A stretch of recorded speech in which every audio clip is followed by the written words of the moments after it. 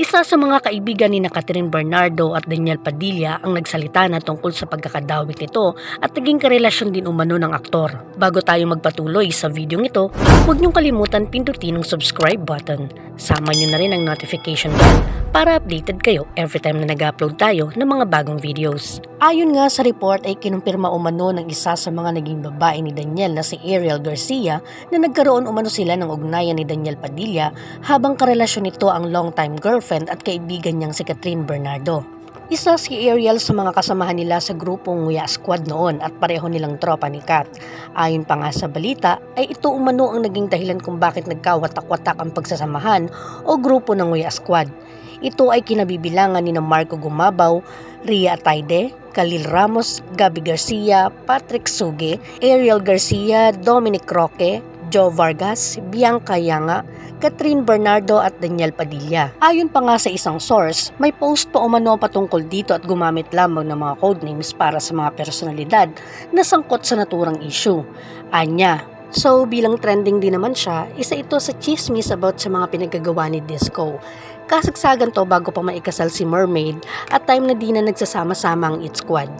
May nakasite sa dalawa up in a way sa isang club or bar na naglalampungan at ang matindi pa, sinisid ni Mermaid si Kuya mong Disco. Isa ito sa story kung bakit di na friends si Mermaid at si Ate Nyo Kay. Number 4. Disco and KA, ang source ay ang mismong naka-duty sa hotel. Nag-check-in sila sa hotel. Naunang dumating si Disco, naka-hoodie and shades.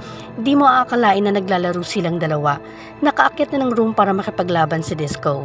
Ang nakakashock ay dumating si Mother at nagsusumigaw na, "PI, ilabas niyo si Disco, alam kong nandito siya."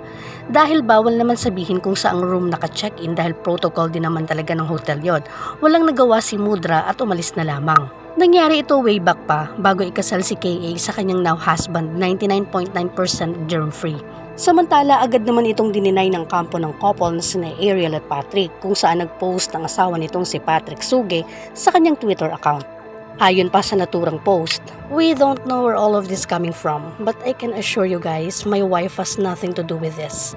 Yung di nila pag-attend sa wedding namin before, na-clear na namin yung reason kung bakit di sila nakapunta. Stop making false accusations, please. We're trying to live a quiet life, so please stop. I'm only talking this kasi nadawit na naman ang name ng wife ko. There's no truth to this. That's all. Salamat.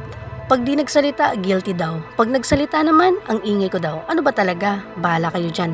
Kayo, anong masasabi niyo tungkol sa issue nito ni Daniel Padilla na kahit matalik na kaibigan ni Kath ay pinapatulan niya? Mayroon tuloy haka-haka ang ilang netizens na baka kagaya lamang ito ni Rostong Padilla na sa una ay pamaton at pamacho effect sa mga girls. Pero eventually ay nagladlad din ito at naging si Bibi Gandang Hari.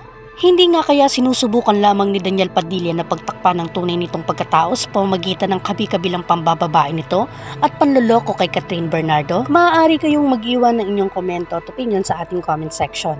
Kung nagustuhan nyo ang video nito, huwag niyong kalimutan pindutin ang subscribe button. Sama nyo na rin ang notification bell para updated kayo every time na nag-upload tayo ng mga bagong videos.